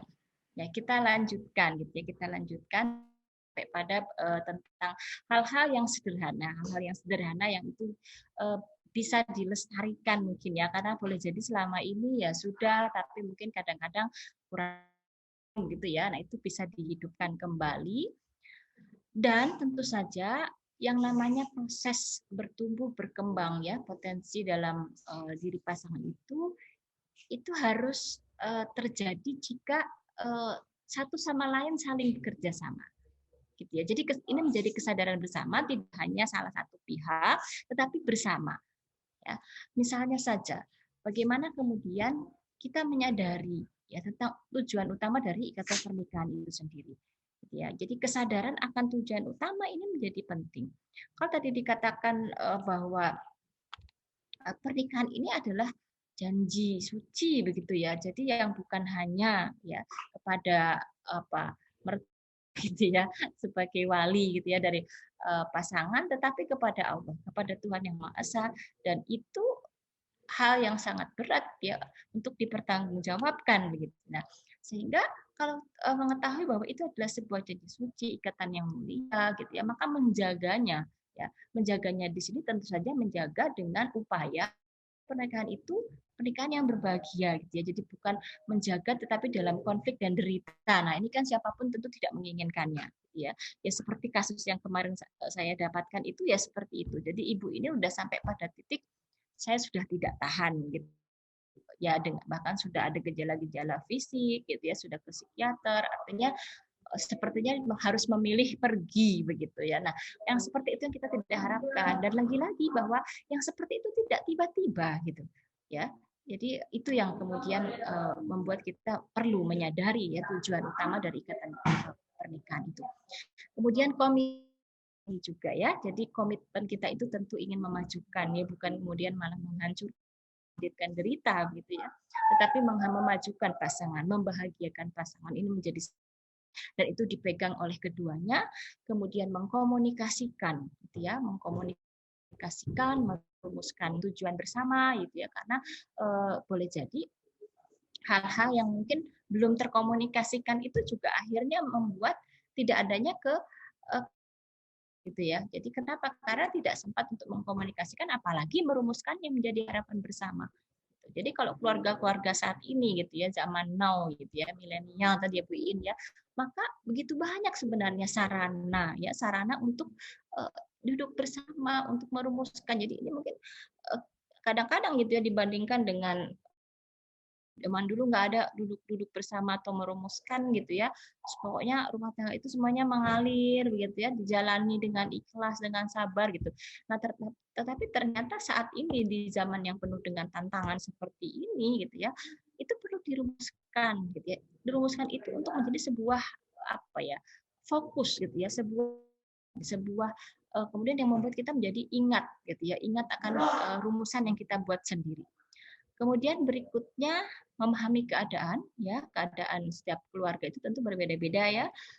Kemudian mencermati ya potensi maupun limitasi, karena ini kan pasangan itu ya pertemuan dua orang yang sama-sama manusia begitu ya, yang tidak sempurna, jadi saling menyempurnakan ketidaksempurnaan begitu ya. Sehingga karena fitrah manusia yang tidak sempurna itu, kita juga harus menyadari bahwa selain potensi ada limitasi gitu. Jadi jangan hanya yang baik-baiknya saja gitu ya. Yang namanya menerima itu termasuk menerima yang limit-limitnya gitu. Oh, ternyata kok kayak gitu ya. Nah, ini yang kadang-kadang gitu ya. Kenapa ketika limitasinya itu ditolak, tidak diterima pada titik tertentu, pada usia tertentu, terus ingin mencari yang lain yang itu tidak punya limitasi yang seperti yang ada di depan mata gitu ya. Nah, itu yang kemudian menjadi godaan ketika yang lain-lain tadi ya komitmennya kurang, kesadaran nggak jalan, wah itu sudah faktor resiko. Faktor resiko untuk tadi ya ketika ditemukan limitasi atau keterbatasan, terus pengen nutupnya itu bukan dengan memberdayakan pasangan, tapi mencari tutup dari luar gitu ya. Nah, ini yang kemudian tidak dikehendaki tentu saja. Kemudian memberi dukungan, feedback ya yang memberdayakan. Jadi feedback itu bisa masukan, bisa kritik gitu ya. Jadi nggak harus selalu mendukung itu muji-muji terus tuh ya enggak gitu ya, tetapi juga kadang-kadang mungkin mengkoreksi, mengingatkan, mengkritik, tapi tujuannya memberdayakan, bukan menghancurkan atau bukan apa ya meremehkan gitu ya. Kemudian mencari peluang dan memberi kesempatan gitu ya. Nah, saya mengambil kisah-kisah tadi ya, saya terkesan dengan testimoni Bapak Ibu. Pak Zainal tadi misalnya tahu Ibu suka menjahit begitu ya, luar biasa gitu ya, pakaian anak-anak Ibu yang jahit gitu ya dari kecil, dahsyat ini Pak ya. Itu kalau perhitungan itu hemat berapa persen gitu ya Pak ya, dibandingkan berbelanja misalnya ya. Tapi itu kan satu potensi yang didukung gitu ya. Nah, karena kemudian bertumbuh gitu ya, Ibu juga senang melakukannya, Bapak mengapresiasi, mendukung. Nah, itu bagian dari memberi kesempatan ya, punya potensi apapun ya dari pasangan gitu ya. Ada ya, kalau sekarang banyak pilihan ya, insya Allah keluarga-keluarga sekarang gitu, mau itu Ibu bekerja atau Ibu di rumah, itu sama saja, karena potensi itu tidak memilih-milih gitu ya. Semua orang itu diberikan Tuhan potensi yang itu menjadi tugas pasangan untuk kemudian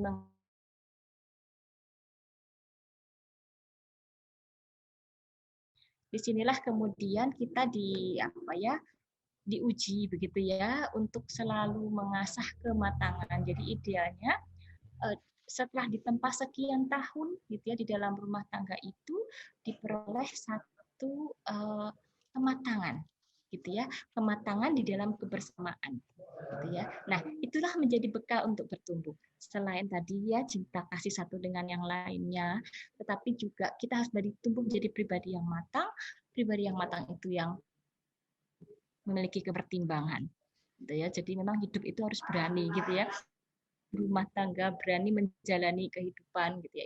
Itu satu modal penting agar kita mendapatkan kematangan dalam kehidupan berumah tangga. Jadi mampu mengekspresikan pikiran, keyakinan itu juga bagian dari keberanian. Termasuk memiliki kemampuan melakukan pertimbangan, ya, menimbang.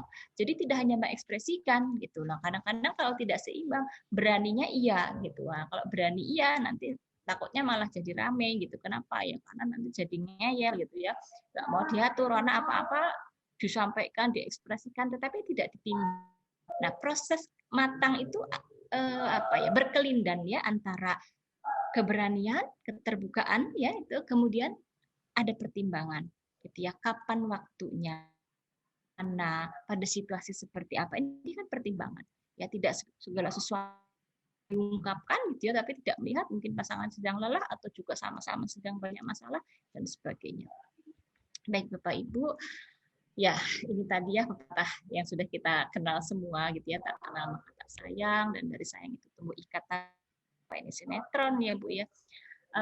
Nah, dan memang cinta itu sendiri ibarat tanaman ya, sehingga dia perlu dirawat, perlu disiram ya agar tumbuh subur. Kasih taman-taman rumah tangga seseorang gitu ya. Pernikahannya sudah panjang ya, berbagai fase sudah dilampaui, tapi merawatnya itu menjadi hal yang sangat penting. Karena cinta itu menumbuhkan, mencerdaskan, sekaligus juga membahagiakan. Baik Bapak Ibu yang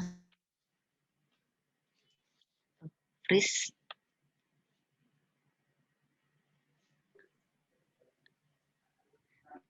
Bu Ret, ya. Suara saya masih terdengar?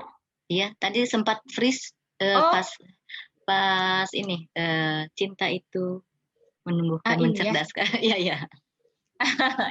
Ya, nggak apa-apa. Yang penting layarnya tetap nampak ya. Ya. Jadi ya itu tentang pentingnya cinta di dalam. Nah, ini terakhir nih saya mau pantun sebelum ditutup ya. Tapi ternyata saya salah ejaan gitu ya. Bapeten itu bacanya Bapeten ya. Kalau Banten kan Banten. Jadi ya ini yang berpantun mungkin orang Medan gitu ya. Jalan-jalan ke kota Banten gitu ya. Jalan-jalan ke kota Banten ya. Tidak bertemu orang terkasih, kepada Ibu Bapak hadirin ya, Dharma Wanita Bapeten yang saya hormati.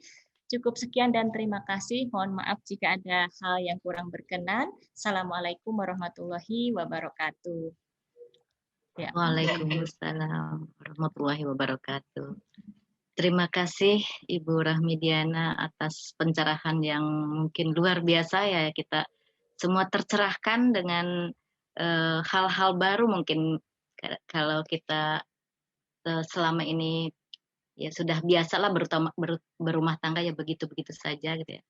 Mungkin ada hal-hal yang menyegarkan bagaimana kita lebih menumbuhkan cinta yang menumbuhkan, mencerdaskan dan membahagiakan, tidak membosankan gitu ya. Walaupun sudah 50-70 tahun nanti kalau masih ada umur tetap membahagiakan insya Allah. Insya Allah, amin. Dari yang disampaikan oleh Ibu Rahmidiana tadi, saya kira sangat bermanfaat bagi kita semua.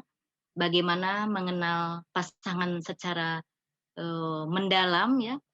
Jadi seperti kasus yang disampaikan Bu Rahmi tadi, bahwa setelah 30 tahun menikah kok sudah tidak tahan ya. Tentunya mungkin ada satu yang luput dari perhatiannya sehingga tidak mungkin tiba-tiba ingin berpisah. Tentunya ada sesuatu yang secara terus-menerus terlupakan ya, karena perubahan itu tiba-tiba begitu ya Bu Rahmi. Ya. Nah, dan untuk ini kuis yang dari Bu Rahmi sangat kayaknya cukup bagus untuk nanti kita sosialisasikan untuk mengukur seberapa jauh sih. Saya juga ikut mengukur, oh ternyata tidak semua yang saya tahu ya. Jadi walaupun udah lebih dari 30 tahun ada memang yang luput dari perhatian saya.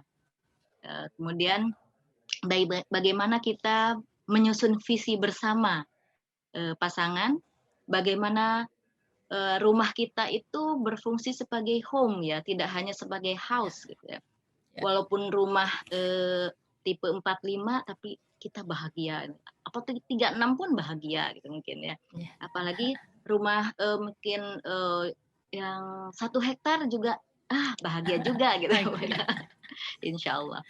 Jadi bagaimana ilustrasi yang menarik juga tentang bagaimana rumah digambarkan kalau yang sunyi, kalau di Islam seperti kuburan, rumah yang seperti kuburan yang tanpa bacaan Al-Quran misalnya seperti itu. Tapi Bu Rahmi tadi menyampaikan ilustrasi yang cukup seru menurut saya, bagaimana apakah rumah itu home kita itu hanya sebagai hotel yang ya sejenak saja, kemudian tapi tidak ada ikatan yang mendalam, sebagai rumah sakit tempat kita berkumpul ketika ada yang sakit, mungkin jangan sampai ya sebagai pasar yang riuh rendah atau sebagai ring tinju, naudzubillah, dan tidak yang tantangannya memang kuburan nih. Jadi karena setiap anggota keluarga tentu zaman sekarang itu punya gadget ya, nah itu yang perlu kita perhatikan. Kemudian juga bagaimana rumah kita itu sebagai sekolah ya, tempat semuanya belajar dan tempat ibadah yang tentu akan menguatkan ikatan dalam rumah kita. Nah, yang menarik lagi, cintai pasangan seperti apa yang diinginkan. Mungkin ingat kalau misalnya memberi bunga pada yang memang tidak suka bunga, itu juga tidak tepat ya. Dan yang penting juga bagaimana kesepakatan dalam pasangan itu terus ditumbuhkan, bagaimana membuat harapan bersama, tentunya dengan memahami tujuan atau memiliki tujuan bersama, berkomunikasi dengan baik, sehingga ada harapan bersama yang sama-sama bisa diwujudkan. Dan ini potensi dan limitasi itu yang penting juga kita perhatikan, jangan hanya potensinya tapi limitasi. Jadi kita tidak, misalnya kalau kita suka bunga, tidak harus meminta pasangan kita memberikan bunga ketika ulang tahun misalnya, atau memberikan berlian padahal kita tidak suka berhias dengan itu, seperti sesuai dengan apa yang diinginkan pasangan kita. Dan kemudian nanti kita akan setelah mengenal dan memahami, kita akan memiliki kematangan bersama dan seterusnya. Dan yang paling saya soroti juga bagaimana berani mengkomunikasikan, tapi tentunya dengan cerdas dan bijak ya. Dia tidak hanya aku itu nggak suka gitu seperti ya, tapi bagaimana mengkomunikasikan dengan baik sehingga pasangan kita bisa memahami apa ketidaksukaan kita, tidak hanya mengatakan berani. Mungkin itu catatan-catatan yang menarik yang disampaikan Bu Rahmi. Kemudian ini ada pertanyaan dari Mbak Silvi, bagaimana cara agar tercapai keseimbangan antara pengembangan potensi dan peran atau tanggung jawab masing-masing pasangan. Apakah perlu diperjelas oleh Ibu Silvi, Bu Rahmi, atau sudah cukup bisa dijawab? Ya. Kalau misalnya belum jelas, nanti Bu Silvi mungkin bisa open mic. Ya, saya coba semoga nyambung dengan pertanyaannya ya dari Bu Silvi ya. Ya baik, terima kasih atas pertanyaannya Bu Silvi ya. Tadi lebih pada bagaimana menyeimbangkan peran dan tanggung jawab gitu ya. Jadi sebenarnya kalau saya melihat setiap pasangan itu punya relasi yang khas ya, yang unik ya, sesuai dengan kondisi masing-masing. Jadi kita tidak bisa kemudian menyamakan ya, artinya membuat standar yang itu berlaku untuk semua keluarga gitu, karena sifatnya itu dinamis ya, seperti dinamisnya perubahan yang terjadi di dalam setiap keluarga. Nah, karena kita memahami itu, maka kita juga harus bisa mengenali di dalam relasi kita dengan pasangan itu seperti apa gitu ya.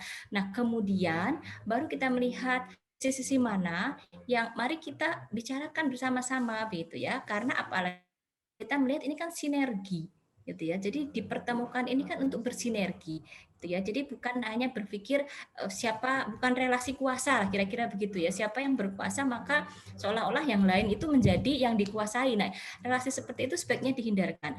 Karena kalau peran dan tanggung jawab itu sebenarnya sudah proporsional ya. Jadi bukan berarti harus sama rata itu ya, karena kan yang namanya adil, seimbang, relasi kemitraan antara suami dengan istri itu menurut porsi peran dan tanggung jawabnya. Dan kalau semuanya itu dimainkan, ya kalau kita pakai istilah secara hukum itu hak dan kewajiban gitu ya. Jadi Mas sudah punya hak dan kewajibannya. Nah, kalau itu dimainkan itu sudah akan seimbang, itu ya. Nah artinya yang perlu diketahui adalah tadi ya keunikan dari kekhasannya dulu gitu ya, kemudian dilihat mana masing-masing sudah menjalankan hak dan kewajibannya, kemudian juga ya kalau terkait dengan peran-peran ya kadang-kadang perannya itu juga sangat unik juga gitu ya, di dalam keluarga itu berbeda-beda, misalnya bisa jadi dipengaruhi karena jumlah anak gitu juga bisa ya perannya berbeda gitu ya, misalnya sampai ke yang detail-detail gitu ya Bu ya, misalnya sekolah gitu ya, peran ya,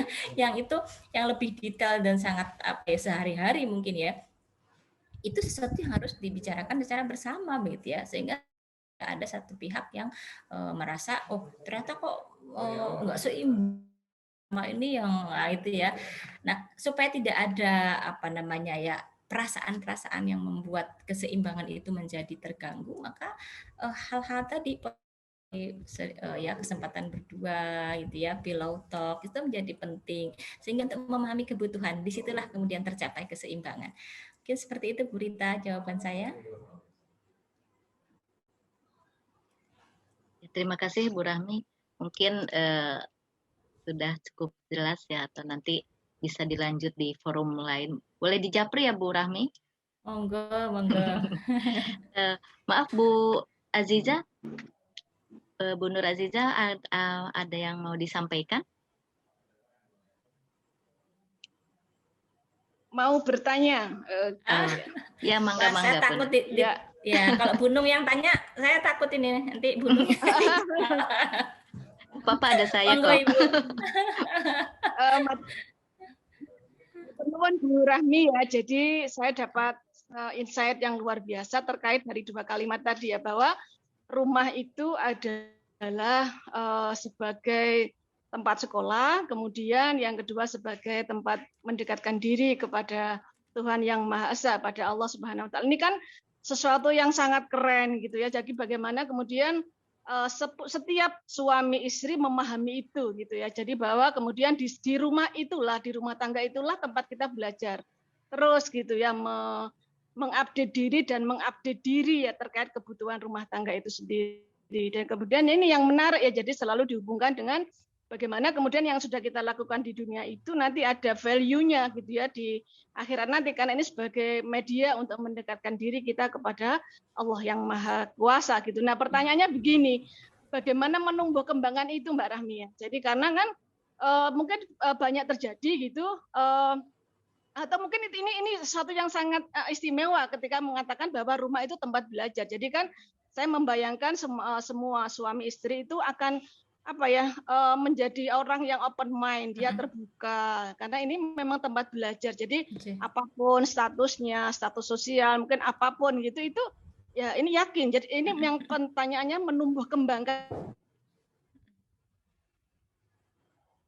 itu ya yang bagi pasangan suami istri itu. Iya. Iya, mangga Bu Rahmi. Ya, terima kasih Bu Nur Azizah ya. Ya memang seperti itulah gitu ya, karena memang dalam keluarga itu sendiri kan masing itu sebenarnya berjuang ya. Kalau saya melihatnya ya masing-masing pihak itu berjuang untuk mencapai apa yang diharapkan dari tadi ya, terbinanya rumah tangga itu. Jadi kalau sama-sama berjuang maka yang namanya orang berjuang itu kan harus punya bekal gitu ya. Gitu ya. Nah, salah satunya dengan kedua pemahaman tadi bahwa kalau kita melihat apapun keluarga adalah sarana belajar gitu ya, termasuk belajar untuk menghadapi karakter pasangan yang begini dan begitu, belajar untuk tadi gitu ya mendidik putra-putri, atau kadang-kadang dengan ujian-ujian pun kita kan pasti itu belajar.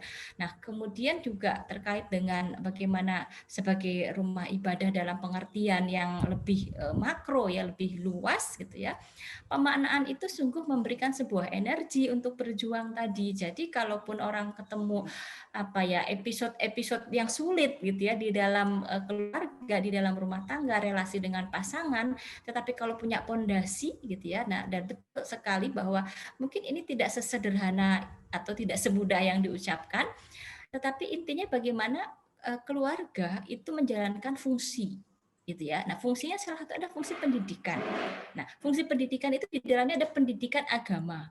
Nah, disitulah kemudian kita tarik benangnya bahwa kalau menjalankan fungsi pendidikan agama, salah satunya adalah bagaimana menghayati keberadaan rumah itu sebagai tadi ya sarana untuk mendekatkan diri gitu ya kepada Tuhan, sehingga kesadaran itu dibangun tidak hanya di pasangan tapi juga di anggota keluarga yang lain gitu ya. Dan ini yang kemudian membuat istilahnya keluarga yang berketahanan gitu ya Bu Nur Azizah ya.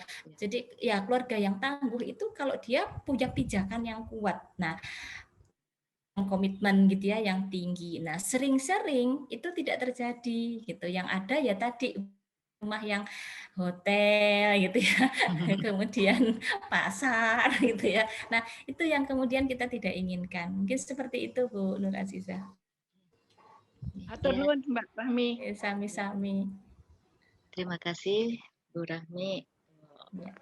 Semakin kita tercerahkan ya dengan highlight bahwa rumah itu adalah tempat kita sekolah, semua anggota tentunya ya, semua keluarga, baik pasangan maupun anak-anaknya. Mungkin juga orang yang tinggal bersamanya, mungkin entah itu kakek nenek ataupun saudara ataupun pembantu, misalnya asisten rumah atau driver, semuanya itu kita olah di rumah. Dan yang cukup menarik tadi bahwa ketahanan keluarga. Jadi memang kalau keluarga bahagia, setiap keluarga Indonesia bahagia, tentunya bangsa ini akan bahagia ya. Makanya bertahun-tahun dalam upacara Dharma Wanita, upacara Hari Ibu, ada tema tentang ketahanan keluarga. Itu memang sangat tepat bahwa keluarga itu adalah fondasi bangsa. Kalau misalnya anaknya lepas dari pantauan keluarga, wah lebih sulit lagi orang luar keluarga untuk memantaunya gitu ya. Kemudian ini ada pertanyaan lagi Bu Rahmi. Oke, monggo. Bagaimana dari Bu Ike nih? Ya. Bagaimana sebaiknya jika ada satu topik atau kondisi kita tidak bisa menemukan keseimbangan dan jika dibicarakan justru malah bikin rame? Apakah kondisi tersebut dianggap tidak ada saja, diabaikan mungkin ya, atau harus bagaimana? Ya, baik ya. Ya. Bu Ike ini Bu Ketua Panitia ya. Iya. Baik. Iya. Ya kadang-kadang ya seperti itu ya. Ada kalanya memang kita perlu menahan diri ya untuk menunda gitu ya, menunda ketika itu diangkat, dibicarakan, disampaikan. Ini yang tadi pertimbangan tadi kan bermain di sini ya. Justru akan memperunyam misalnya ya. Gitu ya. Ada kalanya bahkan tadi ya kita mengelola emosi, mengelola perasaan gitu agar keadaan tidak semakin runyam gitu ya, tidak kemudian menimbulkan masalah baru gitu ya. Nah, hanya saja masalahnya adalah kita melakukan itu harus dengan kesadaran. Jadi bukan hanya mengendapkan menjadi sebuah tumpukan emosi yang tidak terselesaikan gitu ya. Nah, ini sangat rawan. Kita apa-apa terus simpen sek daripada rame gitu ya, simpen semua, tumpuk semua gitu ya. Nah, tumpukan ini khawatirnya apa? Khawatirnya akan meledak gitu ya. Nah, ini yang kemudian bagian dari keterampilan mengelola emosi pada situasi yang mungkin tadi ya sedang rada tidak seimbang gitu ya. Bagaimana menjaganya? Yang pasti ketidakseimbangan atau mungkin katakanlah misalnya sebuah konflik sekalipun gitu ya, yang harus kita waspadai adalah jangan mengambil keputusan penting dalam situasi yang tidak seimbang apalagi penuh konflik gitu ya. Jadi setiap keluarga dalam ini tema lain sebenarnya tentang manajemen tangga, tetapi berhati-hatilah ya tadi selain untuk menahan diri mengelola emosi, tetapi jangan mengambil keputusan besar pada saat konflik itu justru sedang pada puncak-puncaknya atau ketidakseimbangan itu sudah oleng gitu ya. Nah, jangan, tetapi fokus pada bagaimana menyeimbangkan. Harus dengan menahan diri gitu ya. Harus dengan tadi ya menunda gitu ya, menunda. Intinya betul-betul kita sekolah itu ya betul-betul ya, jadi sekolah kesabaran gitu ya. Itu trainer-trainernya itu anggota keluarga itu ya, anak-anak tuh ya trainer hebat gitu ya, yang menguji kesabaran orang tuanya gitu ya. Pasangan juga kadang-kadang kan seperti itu. Tetapi kalau kita selalu positif ya melihatnya sebagai sarana belajar, insya Allah keseimbangan itu akan bisa dicapai begitu. Bu Ike ya. Mungkin itu ya. Jangan mengambil keputusan penting di dalam suasana emosi gitu ya, yang menimbulkan rame gitu ya. Ya, saya kira waktunya masih ada, Bu Ike. Kayaknya sudah tidak ada pertanyaan lagi. Sebenarnya mungkin ada banyak pertanyaan karena banyak hal yang menarik, tapi mungkin belum tersampaikan. Dan sepertinya juga manajemen rumah tangga, bagaimana manajemen konflik gitu ya. Jadi mungkin juga satu judul tersendiri ya, Bu Rahmi. Iya, mungkin ada lagi kah yang ingin disampaikan, akan ditanyakan? Kalau tidak, mungkin saya kira sudah 11.35 ya. Kalau tidak ada yang ditanyakan lagi, atau mungkin kalau nanti menyusul nggak apa-apa Bu Rahmi ya, untuk disampaikan nanti akan dijapri gitu mungkin. Monggo Bu Rita. Ya. Alhamdulillah, jadi pertemuan kita kali ini yang insya Allah sangat bermanfaat. Terima kasih banyak kepada Ibu Rahmi Diana, Ibu Dr. Rahmi Diana, MA Psikolog. Jadi adik kelas saya jauh gitu ya. Tapi sudah jauh lebih hebat dari saya.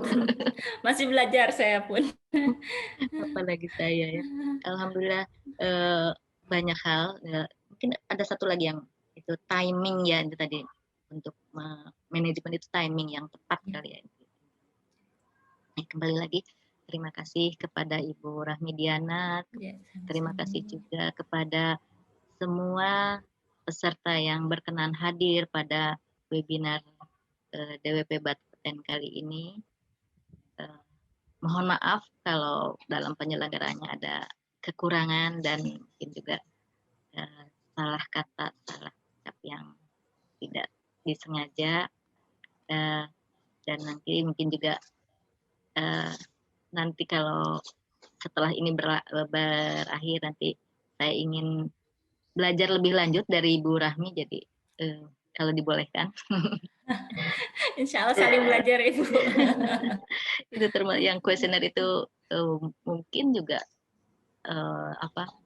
jadi tools praktis untuk mengukur gitu ya. Mudah-mudahan bisa kita mencapai keseimbangan dan kebahagiaan dalam rumah tangga di dunia dan di akhirat. Amin. Serta semua dengan keluarga Bapeteners yang bahagia semua, produktivitas kerja juga semakin meningkat, tujuan-tujuan nasional bisa semakin dekat tercapai, dan kita berkontribusi ya, terhadap pembangunan atau mencapai tujuan bangsa ini. Ya, terima kasih sekali lagi. Sami-sami Bu Rita. Saya kembalikan kepada Ibu MC. Terima kasih, mohon maaf. Assalamualaikum warahmatullahi wabarakatuh. Waalaikumsalam warahmatullahi wabarakatuh. Baik, terima kasih kepada moderator serta narasumber kita hari ini. Semoga ilmu yang diberikan itu bermanfaat untuk kita semua. Sebelum acara ini berakhir, kita akan melakukan sesi foto bersama terlebih dahulu untuk dokumentasi. Kepada Mbak Putri, dipersilakan untuk difoto dulu Mbak Putri. Baik Ibu Weni, kami silakan Bapak Ibu untuk bisa membuka kamera jika berkenan. Iya, masih kami tunggu, dimulai di halaman pertama.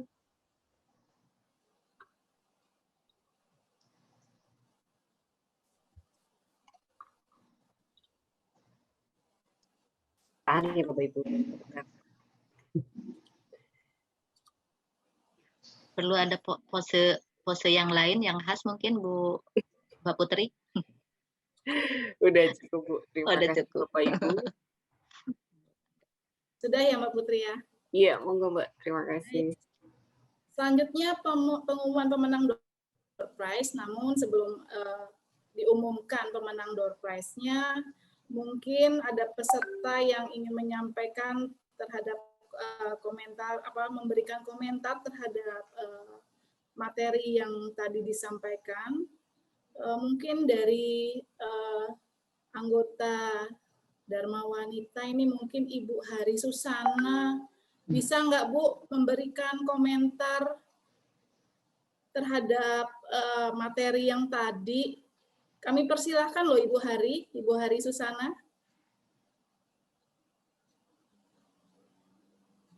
Pada Ibu Hari, ada nggak ini Bu Hari ya? Ada, tapi nggak kedengaran suaranya. Masih di mute kali ini ya? Halo? Nah, ya sudah. Ya. Ya. Terima kasih Mbak Weni, waktunya sebenarnya bingung ini komentar apa. Yang disampaikan Bu Rahmi tadi sudah sangat luar biasa sekali ya. Tentang mengenal pasangan, tadi saya memang agak tergelitik juga ya. Ternyata yang harus kita kenal dulu pasangan secara luar dalam, baru kita mengerti potensinya ya Bu ya. Dari 25 pertanyaan tadi saya cuma bisa menjawab beberapa. Yang internal saja. Yang eksternal itu bagaimana dia di lingkungan luar di kantor atau sahabat-sahabatnya saya kurang begitu mengenal memang karena saya jarang ke kantor ya. Tapi sejak mengenal pasangan saya ini, saya sudah sangat menyadari bahwa kami itu dua yang berbeda. Punya sifat yang sama sekali berbeda.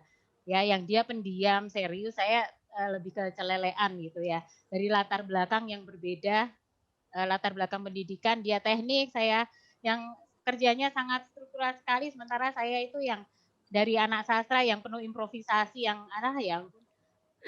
kadang rencana A jadi berubah rencana B tanpa perencanaan gitu.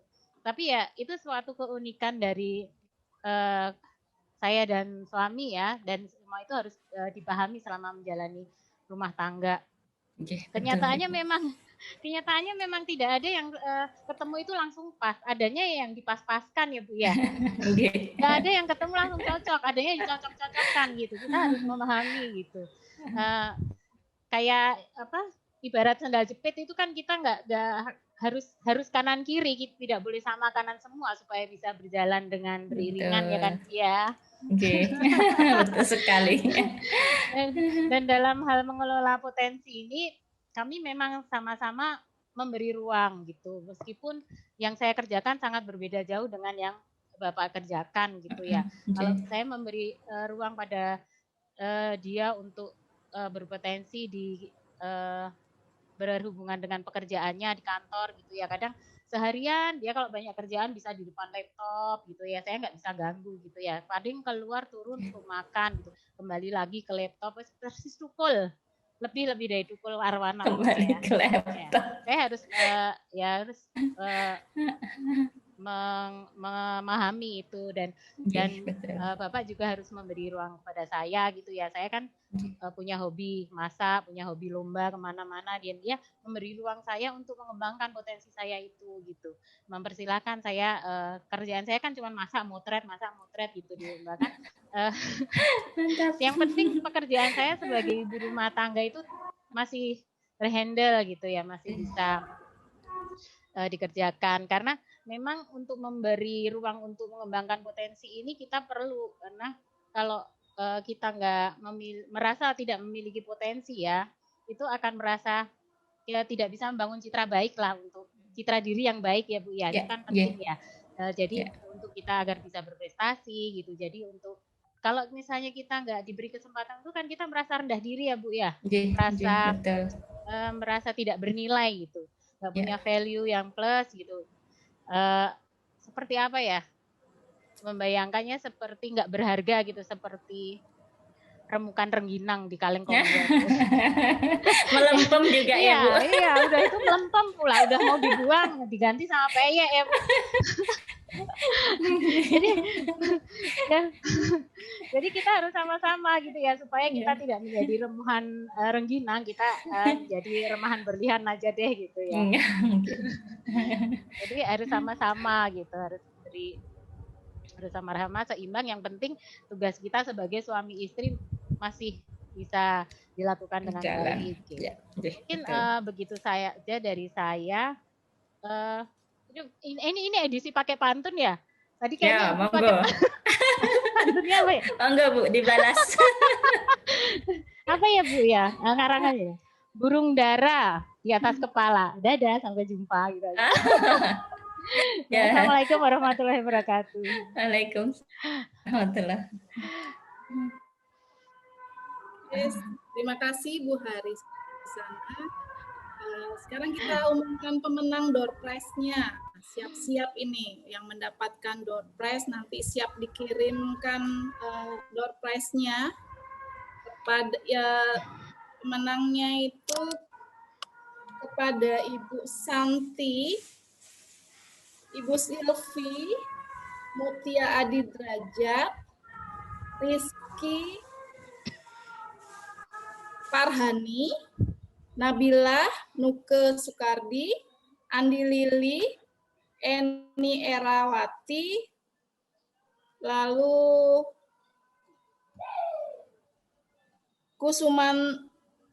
Kusumaning Tias, dan Bapak Saiful Alam.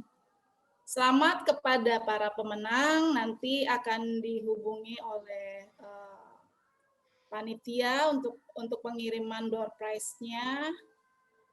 Sebelum acara kita tutup, saya ucapkan terima kasih banyak kepada narasumber, moderator, serta para peserta yang telah mengikuti acara dari awal sampai akhir. Saya mewakili panitia yang bertugas menyampaikan mohon maaf yang sebesar-besarnya apabila ada ketidaksempurnaan dalam penyampaian serta kekurangan dalam acara ini. Kami hanya manusia biasa yang memang tidak sempurna. Kesempurnaan hanya milik Allah Subhanahu wa Ta'ala. Akhir kata kami sampaikan terima kasih dan sampai kembali Sampai bertemu kembali pada acara webinar selanjutnya. Jaga selalu protokol kesehatan dengan 5M, memakai masker, mencuci tangan, menjaga jarak, menjauhi kerumunan, mengurangi mobilitas. Salam sehat selalu. Wassalamualaikum warahmatullahi wabarakatuh. Waalaikumsalam warahmatullahi wabarakatuh. Ya, saya mohon pamit ya pada semuanya Bapak Ibu. Terima kasih Bu. Terima kasih Bu Rahmi. Sami. Semoga semakin sukses. Amin. Terima kasih.